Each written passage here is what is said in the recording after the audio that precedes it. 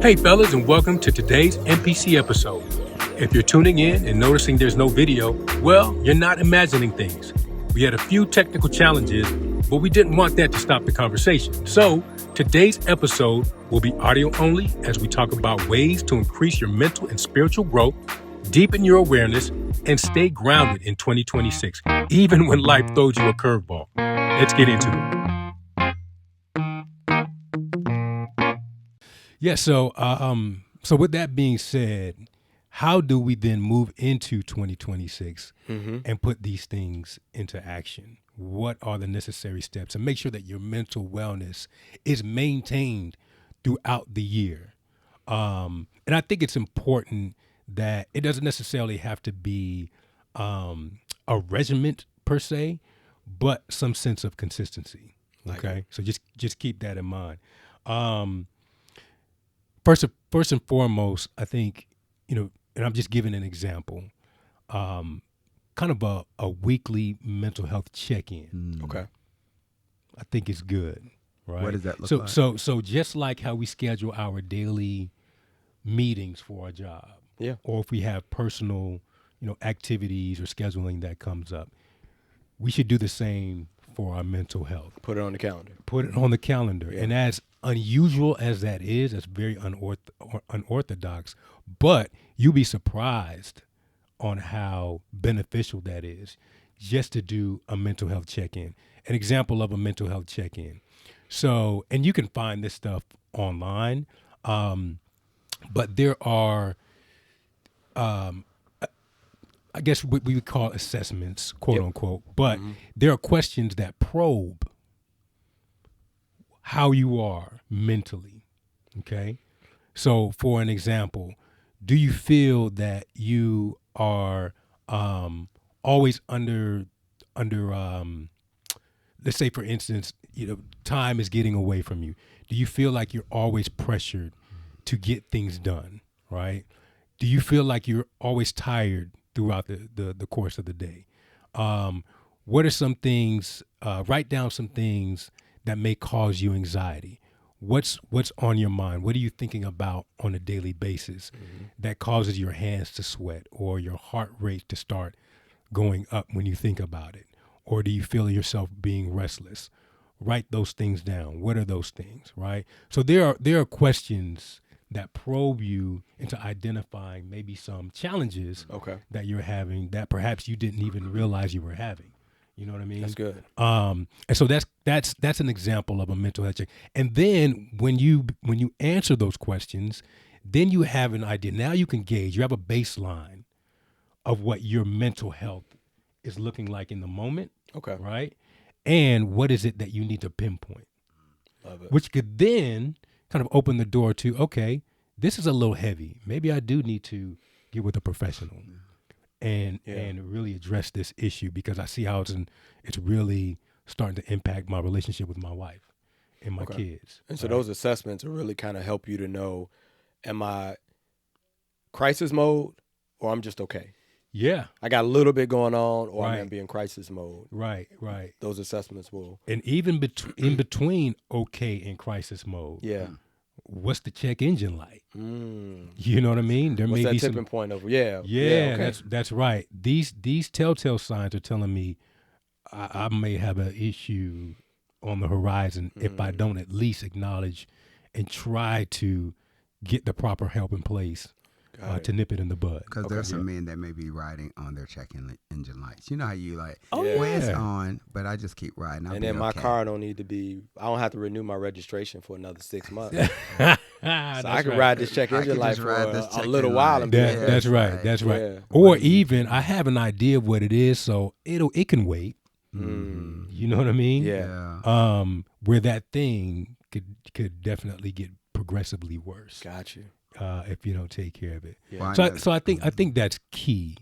It's just identifying those challenges, knowing what your baseline is. Okay.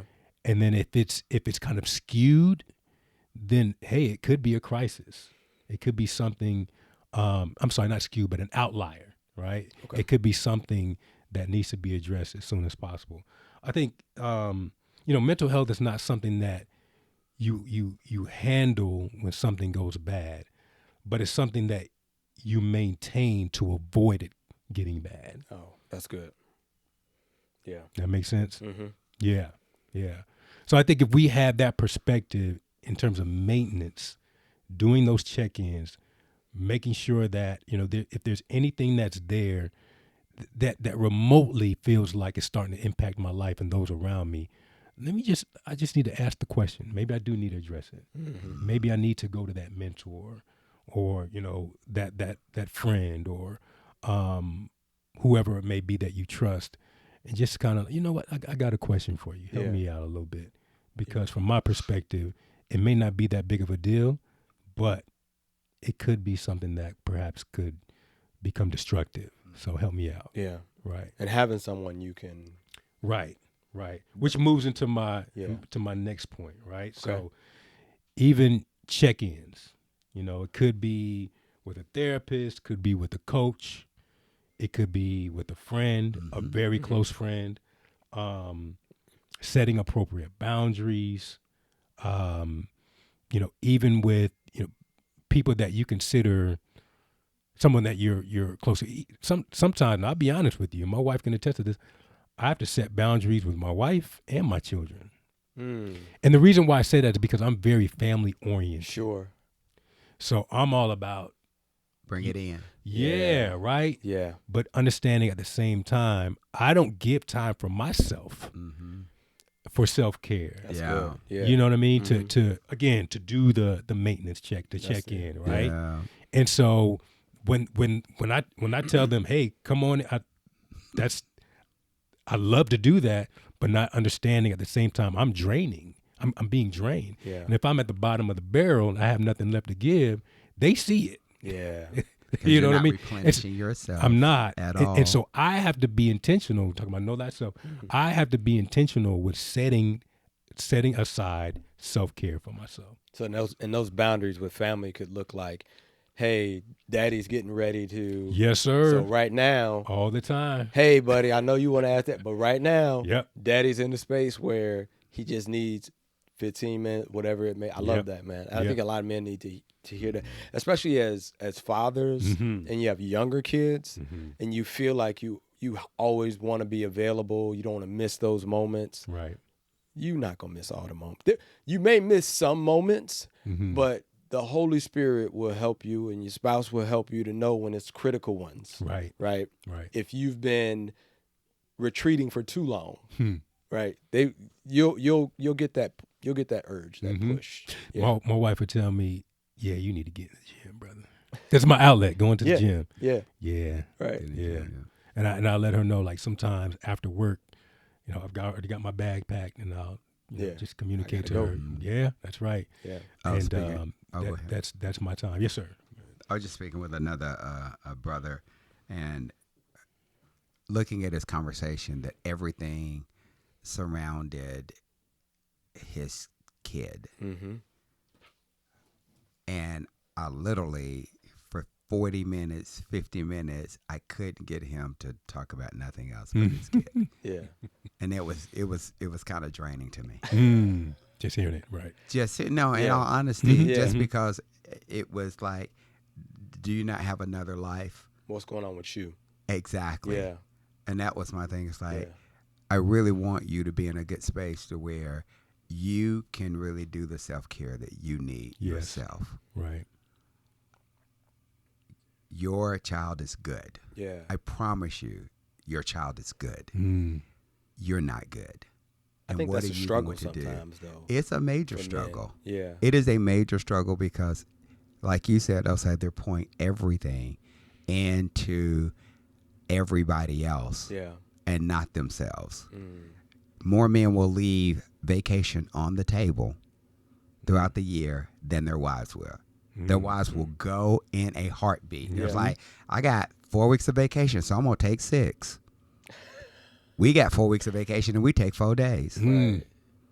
And that's just not healthy for us. Right. And I've seen it happen. Right. Where men are just drained and they're running with that engine light going all the time. All the time. And then being healthy to say, you know what? I'm not going to do that. I'm not saying that. I'm not living up to those, what my boss is telling me to do, these 55 things, but really I can only do 20. Yeah. That's all I'm going to do. I'm not going to do all those extra things because that's not good for me mentally. Right. And it's not setting good boundaries. for me physically. I'm setting those boundaries. Right. So walking through that space, being very serious and being very honest that you do need that mental check-in and that mental health for yourself. Right. And I would just say this last thing. I think a part of doing that is because in our time of self-reflection, it does force us to sit and think. And as we're thinking, what is coming to mind?